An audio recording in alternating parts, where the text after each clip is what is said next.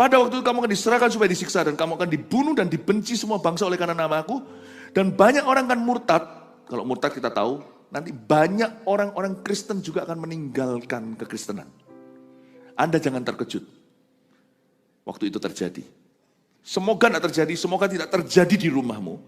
Tapi kalau Anda mulai lihat itu semakin banyak, maka ingatlah khotbah ini, itu disebut tanda-tanda zaman akhir. Semoga bukan kita. Yesus berkata, so pasti akan ada orang yang menyesatkan. Tapi celakalah orang yang menyesatkan itu. Ya. Yesus berkata kan, tapi celakalah orang yang menyesatkan, lebih baik dia dicemplungkan dalam kali dengan kilangan batu yang dililitkan ke lehernya. Batu kilangan maksudnya. Yesus berkata, pasti ada, tapi semoga bukan Anda. Pasti akan ada orang-orang Kristen yang murtad, tapi semoga, saya ngomong secara bias sebagai gembala sidang GMS, karena ini wewenang saya.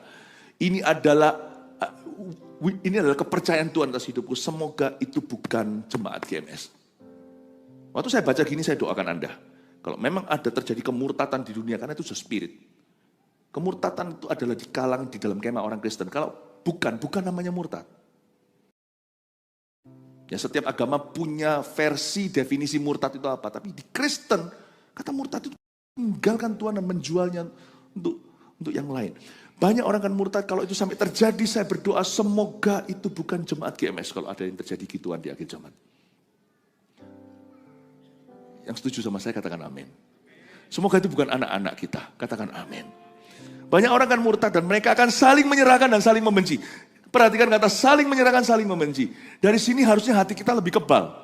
Kalau ekspektasi kita turunkan bahwa semua orang harus memperlakukan kita dengan baik, di jalanan semua orang harus ramah, ya kan?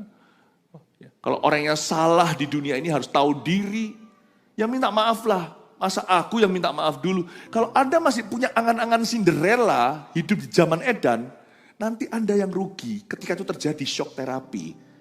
Tapi kalau saya turunkan ekspektasi saya, dunia semakin jahat, kasih semakin dingin, saya tidak expect apa-apa lagi sama orang, malah justru saya bebas, freedom hati saya.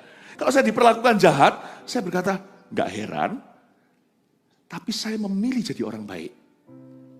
Saya bukan hanya turunkan ekspektasi, saya naikkan kekebalan iman.